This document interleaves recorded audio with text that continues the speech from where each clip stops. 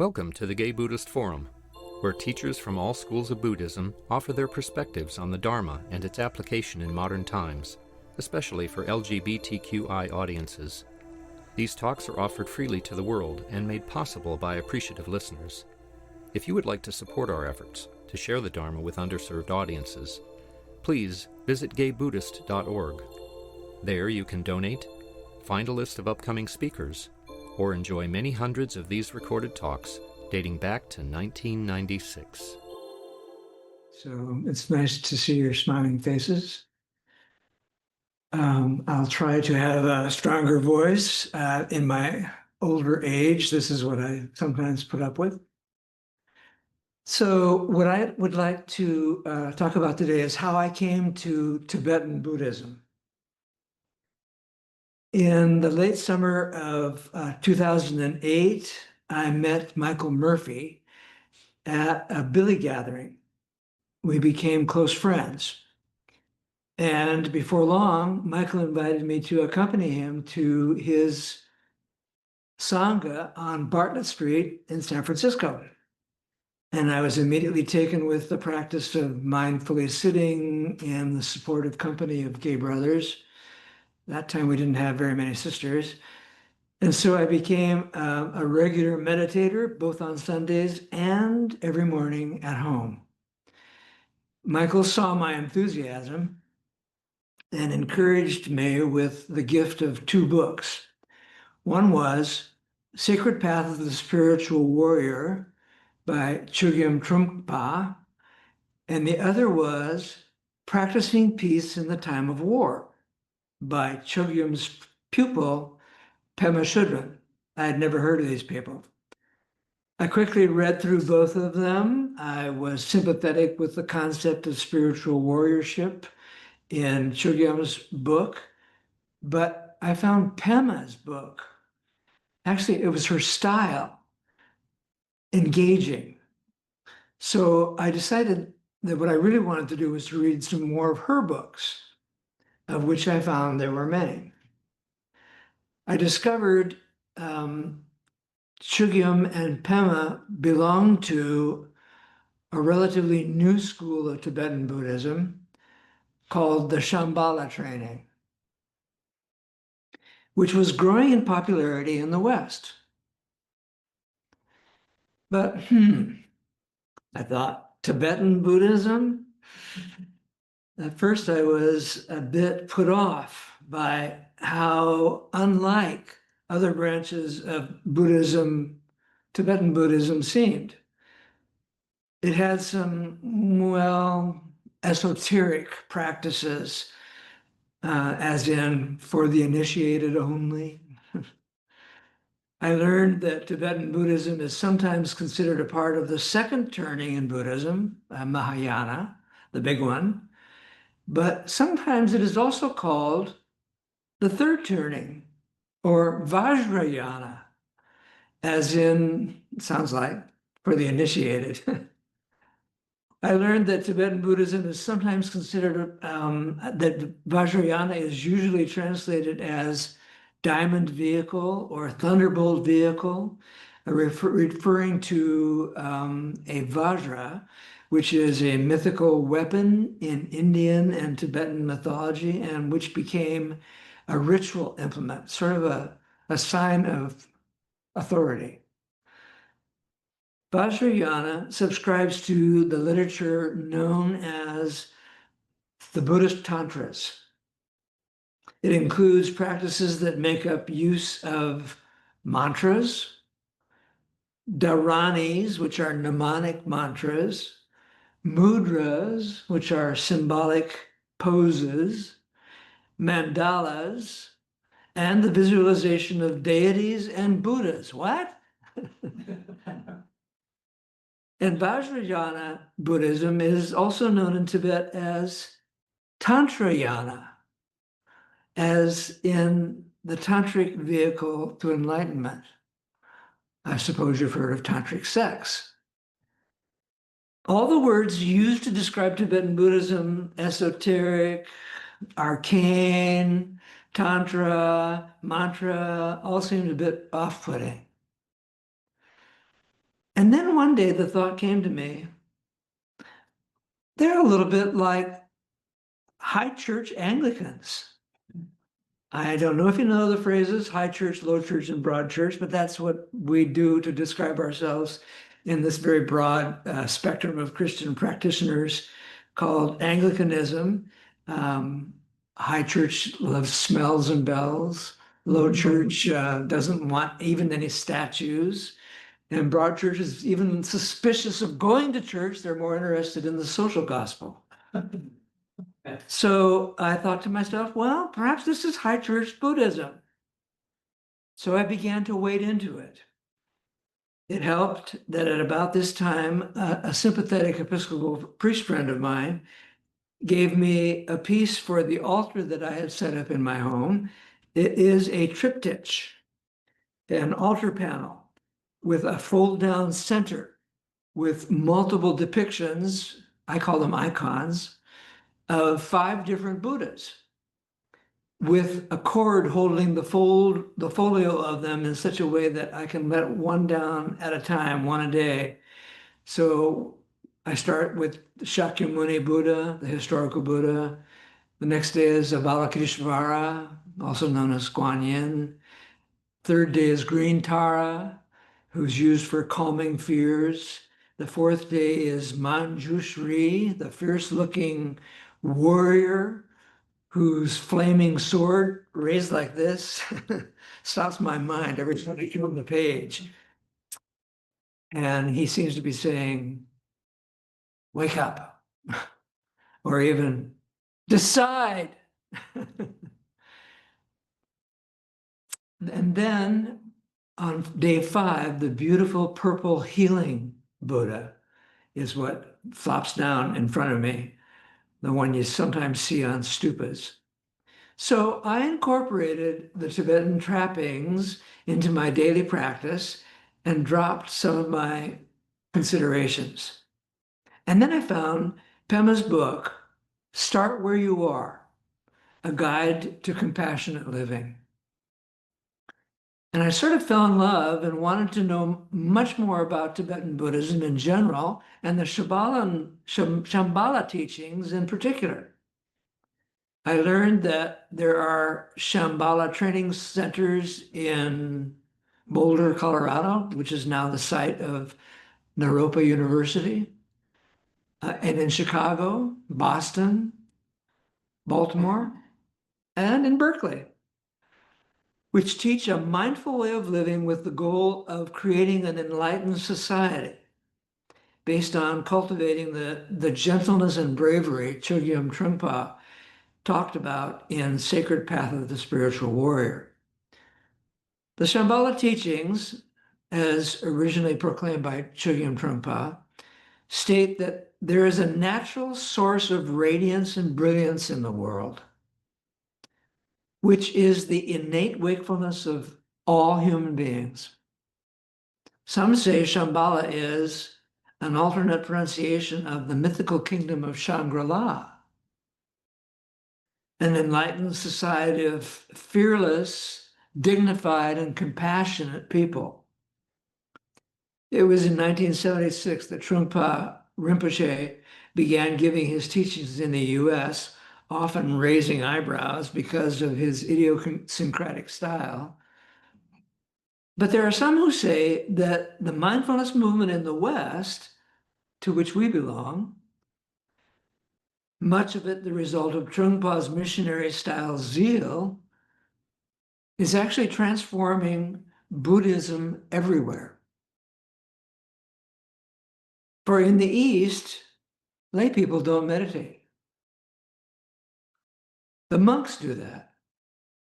But here we are in the West, Latter-day disciples of Buddha in all walks of life. But my best connection to this Shambhala school was delving into Pema Chodron's books, and that one in particular, Start Where You Are, which introduced me to the Lojong teachings, L-O-J-O-N-G. Lo means intelligence, mind. Zhang means training or processing. The teachings of Lojong consist of several steps or points of Mahayana discipline. So Lojong is a mind training practice in the Tibetan Buddhist tradition based on a set of aphorisms, pithy, witty sayings, for 59 of them to be precise, formulated in Tibet in the 12th century by a monk called Chekawa Yeshe Dorje. Although Atisha, mentioned earlier, in the 11th century, 9th, 10th century actually, was a Bengali meditation master who is regarded as the originator of the practice, who at an advanced age was invited to teach in Tibet, where he stayed for the rest of his life. Chekawa, later on, performed a similar function in preserving ancient writings in Tibet as the Irish monks did in preserving classical Greek and Roman texts, Latin texts for Europe.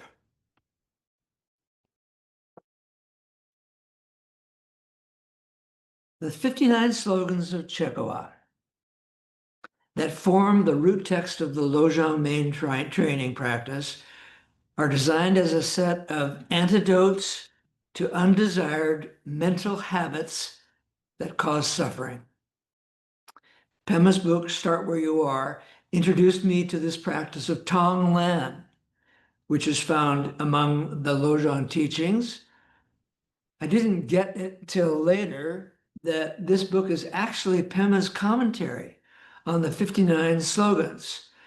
The lines in the book that spoke to me were, "You may be the most resentful person in the world. That's a good place to start.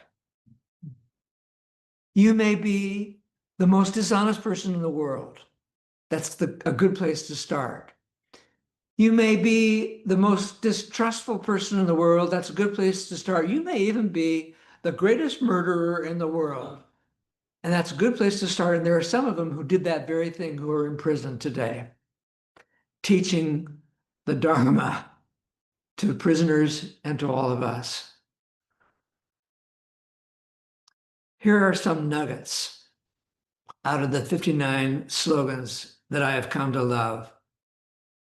Slogan 1, first train in the preliminaries. The preliminaries are the 4 reminders. 1, maintain an awareness of the preciousness of human life. 2, be aware of the reality that death comes for everyone. Impermanence is what reality is marked by.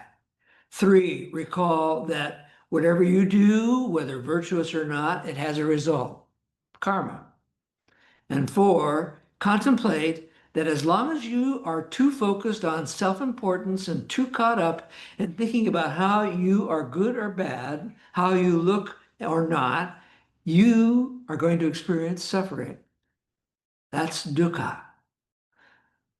The preliminaries also include the statement that incorporating the regular practice of samatha vipassana, which is abiding insight meditation, as the mother of all mindfulness training, the daily practice of which literally nurtures our waking up to our own awareness.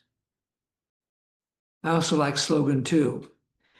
Regard all dharmas, which means the interrelated elements that make up everything in the world, so like all teachings, all realities, all interpretations. Regard everything that you think you know, everything that we make dogmas out of, everything that divides us into doctrines, all of that, regard them all as dreams.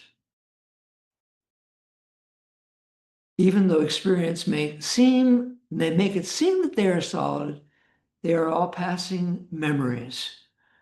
This is the slogan which often prompts the response, and I do it myself. Merrily, merrily, merrily, merrily, life is but a dream. Slogan 12, I like. Drive all blames into one. This is about the fact that everyone is looking for someone else to blame, and therefore aggression and neurosis keep expanding in the world. when instead we could pause and look at what's happening with us. Drive all blames into one. Don't go looking for blame. Don't even blame yourself. It's fruitless.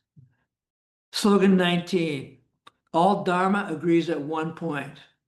That is to say, the entire Buddhist teachings are all about one thing: lessening one's self-absorption, one's ego clinging.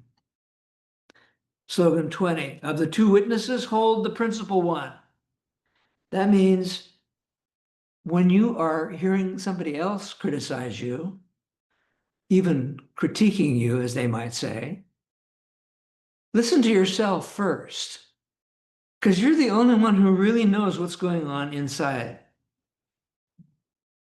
I like slogan 19, all dharmas, I said that. I like slogan 20 of, said that too, of the two witnesses, choose the first one, that's you. Slogan 39, all activities should be done with one intention. Whatever you are doing, take the attitude of wanting it directly or indirectly to benefit others.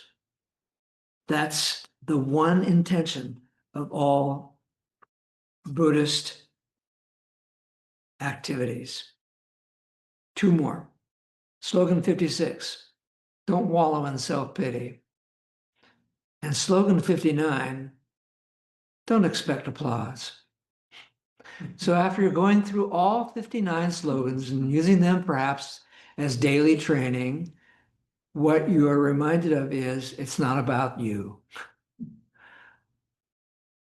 Tonglen is the practice that is explained in two of the slogans in Lojong, slogan 7 and slogan 10. I'm going to read those in a little bit. But what I want to start with is what Pema says Tonglen practice is about. She says this is a normal variation to samatha vipassana meditation, meaning along with the practice of insight meditation that you may be doing daily, or perhaps one of the four heavenly mindset practices, loving kindness practice, compassion practice, empathetic joy practice, and equanimity practice, here's an invitation to include a sixth one, Tonglen. In Tibetan, Tonglen means sending and taking, which refers to what we imagine while we do the practice. Because as we breathe in, we bring in what is painful from our own and others' experiences. And as we breathe out, we share any aspiration that comes to us that would alleviate suffering and bring happiness in ourselves and in others. Tonglen is also known as exchanging self for other. What makes Tonglen an effective compassion practice is the rhythm of being willing to literally take in suffering on the in-breath, yours and all other beings, and then giving out whatever might help them and or you on the out-breath. So here are the two slogans. Slogan 7, sending and taking should be practiced alternatively. These two should ride the breath. In this meditation practice, you send out happiness to others and you take in any suffering that others feel. You take in with a sense of openness and compassion, and you send out in the same spirit. Slogan 10 says, begin the sequence of sending and taking with yourself. This means compassion starts with making friends with ourselves.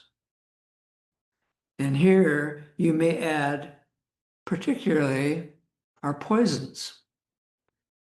The Tibetan word for poison is klesha, and they talk about how our kleshas are where we are stuck with habitual reactivity, where we suffer over and over again. And because of the aggressive nature of our kleshas, they are sometimes characterized as demons.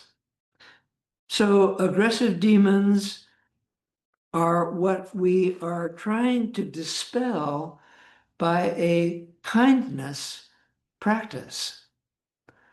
So what I want to do today is I want to actually share the practice with you.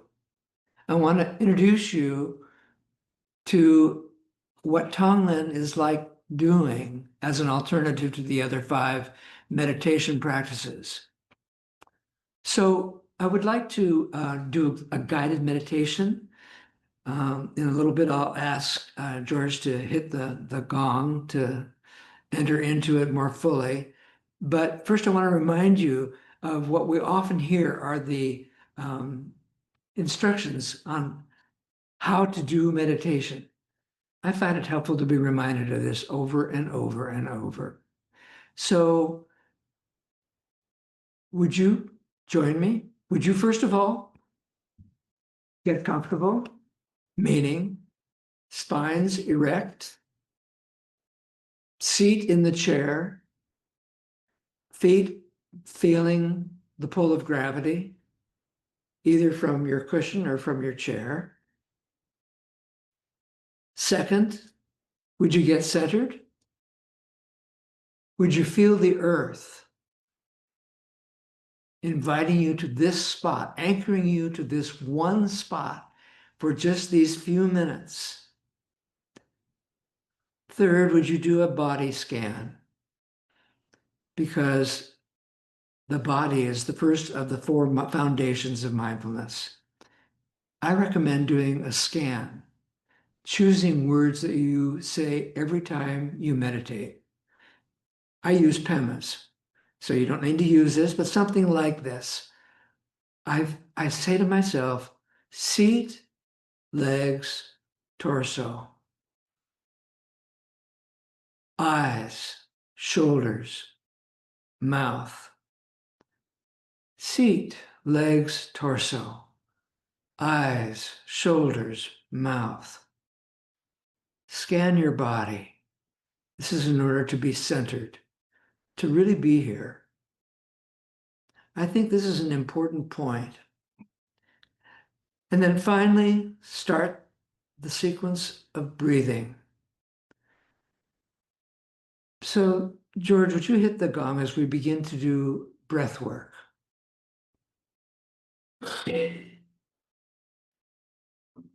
As you breathe in, activate your sympathetic nervous system, because that's what happens when we charge our bodies with breath. The part of our brains that are hooked to the fight response, that are connected with all of our emotional reactions, are activated by breathing in. Breathe in your energy. Breathe in your emotional components. And then on the out breath, this is where we activate the parasympathetic nervous system, which is what monitors our compassion response. The parasympathetic nervous system releases endorphins in our bodies. Every time we practice kindness, or touch someone, or kiss someone, or smile at someone. Even my cat knows what's going on. When my husband Michael and I kiss goodnight, our cat starts to purr. Endorphins. Keep breathing and get ready to learn the Tonglen practice using Pema Chodron's instructions. We enter into the practice of exchanging energy. In breath, out breath, in breath, out breath, in breath. Perhaps you can start to allow any feelings of stuckness you might feel in your body. Out breath, you begin to let go. And then I'm going to ask you to try out 3 steps to starting to practice Tonglen. Pema says This is step one. We open our hearts by flashing bodhicitta.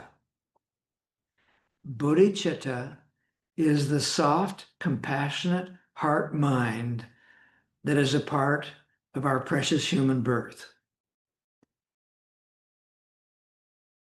So, remembering the sound of the gong. George, would you hit it again?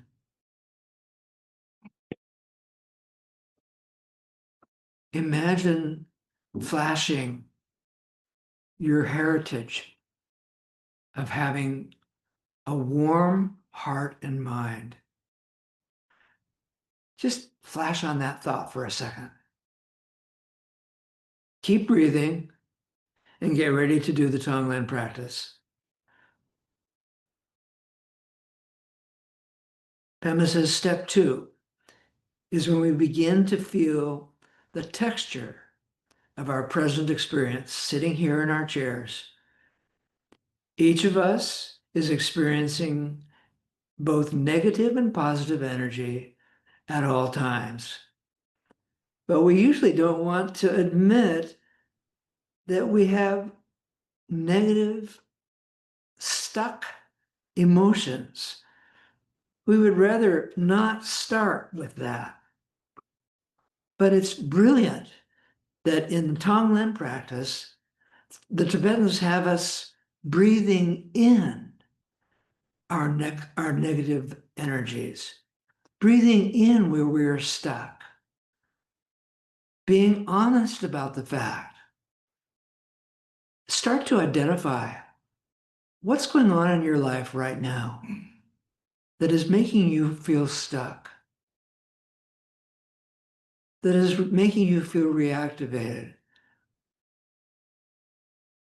that is providing you with negative emotional experiences. Try these words while you're breathing in. Say the words dark, heavy, hot. That's our negative feelings. Dark, heavy, hot. Open to the feeling of whatever pain, whatever narrowness, whatever closed down feelings you may have going on in your body. We all feel this way. You're not alone. If you think for the moment that you are alone, dark, heavy, hot, then allow yourself to think about some other people's dark, heavy, hot experiences. Think about the ice agents, people who are worrying that ice agents may find them where they are. Can you identify with that feeling of dark, heavy, hot? This is a meditation practice where it's okay to think, to imagine, because we are increasing our compassion towards the world and towards ourselves. Feel the fear that might end up, that you might end up, that we might end up in a detention facility that's as bad as they say they are. On the in-breath, continue to feel the dark, heavy, hot. And then on the out-breath, begin to breathe out bright, light, cool. We're talking about a texture of feelings in our bodies. On the in-breath, hot, heavy, hot, dark, heavy, hot. On the out-breath, bright, light, cool. Really get into it. Dark, heavy, hot. Do you feel that? Bright, light, cool. I'm letting go. Continue doing this for just a few minutes. Dark, heavy, hot. Bright, light, cool. Open your heart. Give it a lot of space. Open to the experience of the in-breath, the dark, the heavy, and the hot. But also open and relax as you breathe out, bright, light, cool. We're training our bodies and our minds. Dark, heavy, hot, bright, light, cool.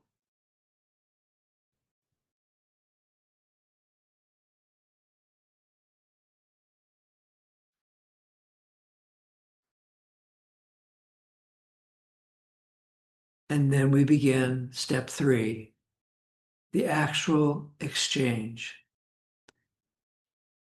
Keep doing what you were doing, saying the words dark, heavy, hot. Then, when you are synchronized, start moving into an exchange. You are exchanging the negative emotions that you experience with the positive experience of aspirational words that you now begin to find for the out-breath. On the in-breath, feel where you are stuck and find some words that briefly state how you honestly feel. Start coming up with your own Tonglen mantra, facilitating the exchange. Here's a template I often use for my Tonglen practice. On the in-breath, I say, I dive into whatever strong reactivating feeling I'm currently feeling. And on the out-breath, I say, notice that and be quiet. In-breath, I dive into my dark feelings. Out-breath, notice that and be quiet. I dive into the feeling of this fear. That would be on the in-breath. And then on the out-breath, you might say, this is the way it is. Notice that and be quiet. I dive into the feeling of my fear. This is the way it is. Notice that and be quiet. At this point, you give yourself up to the repetitive effects of your mantra. In the course of saying the same mantra for several minutes, you let the words of your mantra begin to open you to the bodhicitta, the mind-heart connection to all living beings.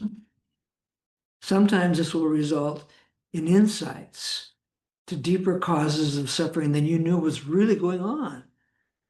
And you begin to have more awareness.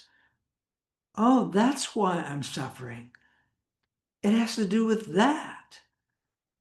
I dive into this deeper feeling. I notice that and just let it be. I dive into this feeling of fear. It's like this. Notice that and be quiet. So let's continue saying whatever mantra you have discovered to the rhythm of our breathing.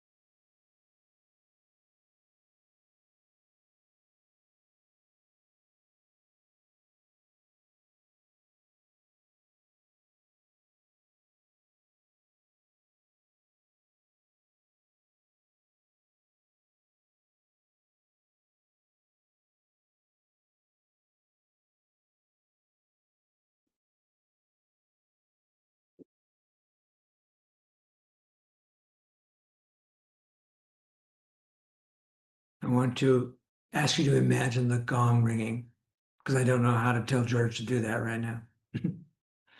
Just imagine the gong and flash bodhicitta again. It's as though you're saying, I don't get it, but I know this is who I really am. I am a warm, compassionate being, and I befriend myself a little more, and I open the door to all beings. So could you come back into the room with me as I try to wrap this up? I'm wondering how it went for you inventing your own mantras. Perhaps after a while, you'll enjoy it, get used to it. By following the template that I shared, you can come up with a number of different kinds of mantras. And in fact, every day I seem to come up with one that is just tailor-made for today. As a matter of fact, for today, as I was sitting here, I said the same mantra over and over again, preparing for my talk. And it was, I just want to be perfect. But I also said, I also want to dance. I want to be perfect and I want to dance. That's what I said on the in-breath. I want to be perfect and I want to dance. It's like the duality of my being is at every moment, I'm wanting to be this perfect person who's right. And I'm also wanting to be this person who wants to dance with life like Zorba the Greek and just be a compassionate person. So on the in-breath, I was saying, I just want to be perfect and I also want to dance. And on the out-breath, I said, today, just a little, I'm going to befriend myself and open the door to all beings. I want to be perfect, but I also want to dance. I befriend myself a little more and open the door to all beings. The point needs to be made. This is not about getting better. It is about being honest with where we get hooked, where we suffer over and over again. It is about seeing when we go into the flight-fight response and close the door to our compassion response. If you want to give this practice a try, I think you'll be surprised by the enlightening experiences you'll have in the process of letting the words of your Tonglen mantra settle in.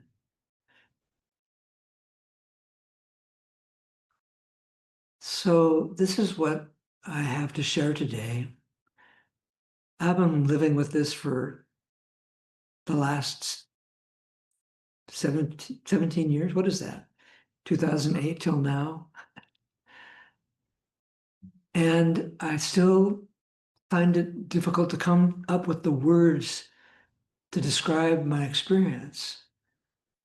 But the rock bottom experience is I'm letting in the things that trouble me and hook me in a more honest way, in a more authentic way, being with them, and then sending aspirational words to begin to regroove the synaptic patterns of my brain so that I'm not so hooked. And I begin actually to change my mind. You know what the Greek word is for change your mind? It's metanoia.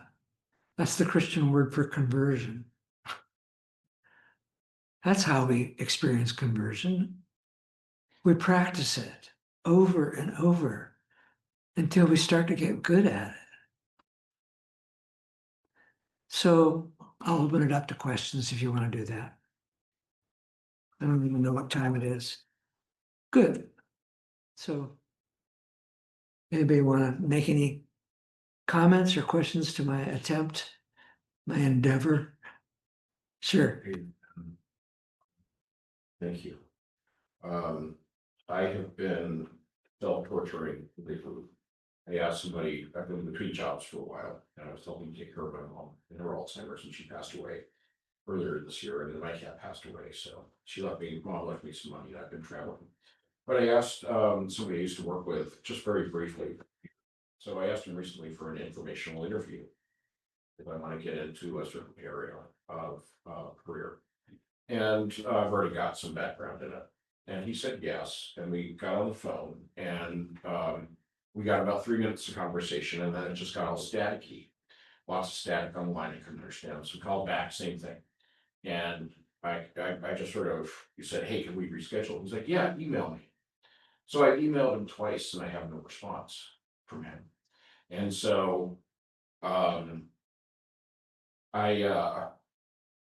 am beating the hell out of myself, thinking, oh, I must have come across as an asshole in those 3 minutes. And I told him a litany of my failures: unemployment, taking care of my mom, spending money traveling,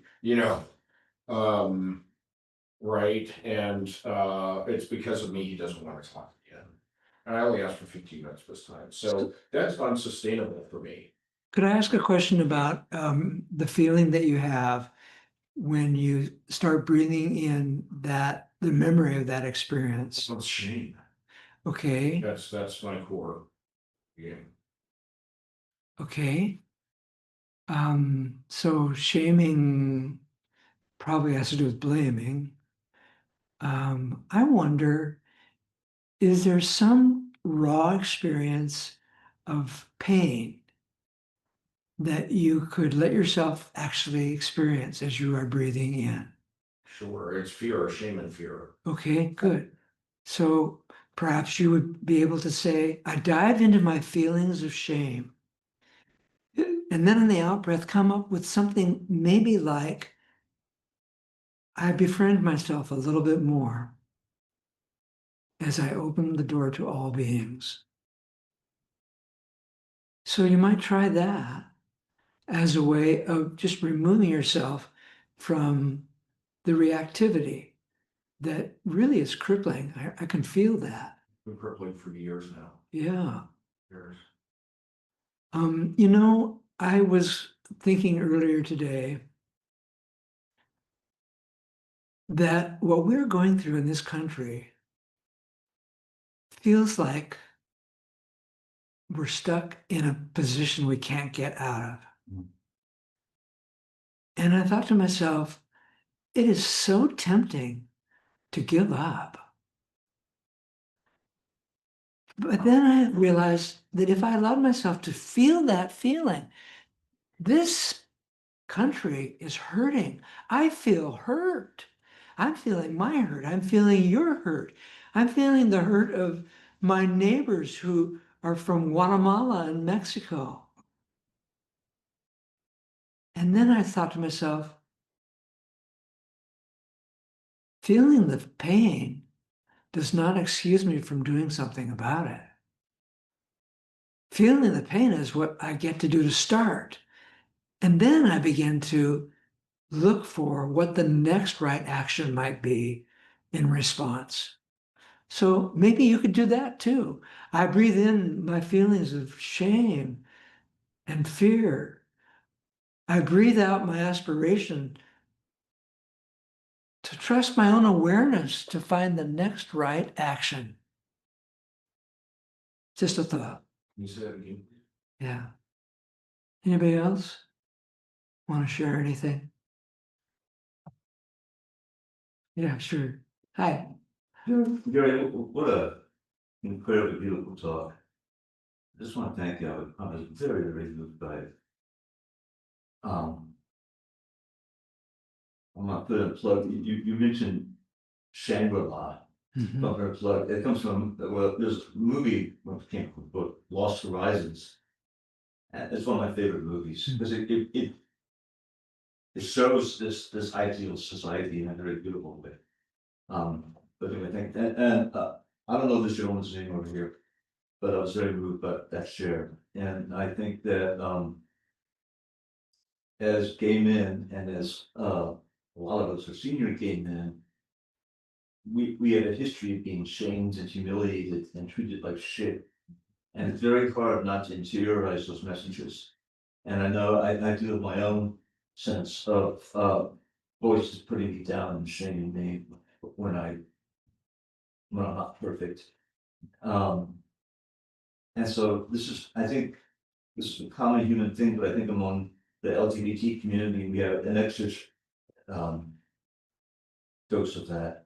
And I think even more so than other minorities, because if you're an African American or Jewish or whatever, you grow up in a family normally that's African American, or a community or Jewish, or a community that's African American and Jewish. And so at least the people around you share your status.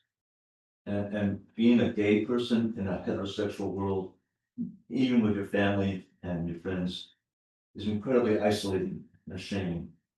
And we really need to hear the message that you just gave us about breathing in that shame and that hurt, and then spelling it out as something positive. So thank you. Yeah, and identifying with other people who are going through the same thing right Yeah. now. The Dalai Lama says he uses Tonglen every day of his life. And he says he uses it on the spot as well as in his meditation practice. So I heard a story about one day when it sure looks like he was using Tonglen on the spot when he was greeting a bunch of people on a line, in a long line of people at an airport. And he was trying to say something warm and kind to every person that he talked to. And so he was bending down and talking to people. And as he passed one woman, one of his assistants whispered into his ear. And what the assistant whispered was, that woman was really offended by what you just said to her. And the Dalai Lama just stopped, as though he was saying to himself, ouch, that hurts. Notice that and be quiet. And after a few minutes, I suspect he was doing on the spot Tonglen. He said, well, my intentions were good. Trusting his own awareness. Maybe as gay men, we need to learn to trust our own awareness. Maybe that could be an aspiration. Breathing in feelings of shame, breathing out. I trust my own awareness to tell me my intentions were good. I don't want to take too much time, but there's a Dalai Lama story I heard about. He was being interviewed by a Westerner, and the Westerner asked about the subject of self-hatred. And he was confused, he didn't even know what that meant. And so the interviewer explained to him, because we in the West, especially in this country, we're good at that. And when he understood that there were people out there grappling with self-hatred, he started crying, because he didn't realize that. I guess that's part of the human condition for a lot of people. I understand that he looked actually compassionately sad. Yeah. Yeah. I bet he went into Tonglen for us. Yeah, and again, I'm repeating myself here, but we've been taught self-hatred. And I can only speak for myself. My entire adult life has been, I'm teaching that to myself. And I have some success, but I'm not there 100%. But I try. Great. Sure. Gary, thanks so much.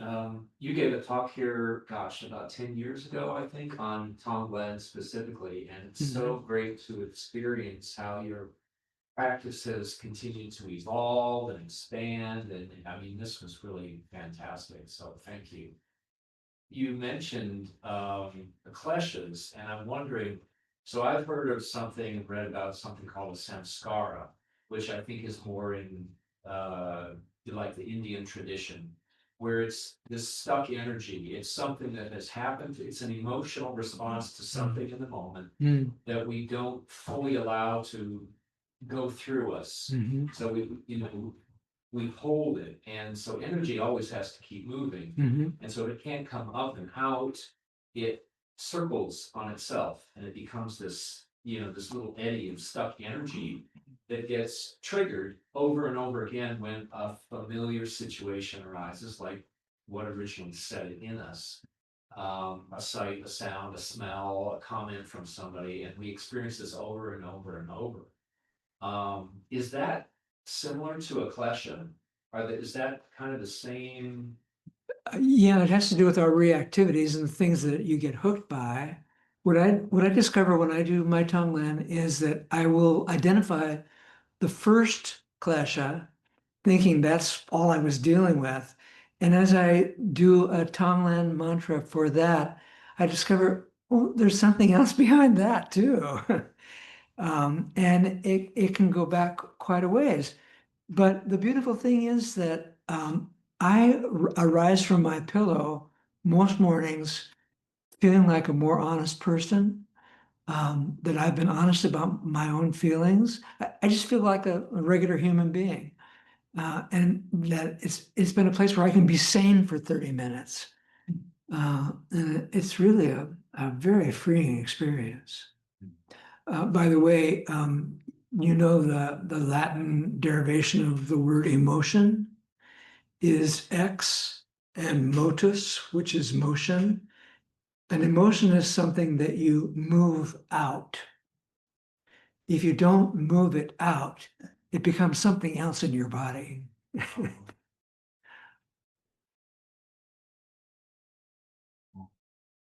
Anybody else? Thank you, everybody. Gary, would you like to lead us in a dedication of hymn? Sure. By the merits of this practice, may we and all beings enjoy happiness and the causes of happiness. May we and all beings be free of suffering and the causes of suffering. May we and all beings never be separated from that sacred happiness which knows no suffering. And may we dwell in that equanimity which is free of either too much attachment or too much aversion, believing in the equality of all beings.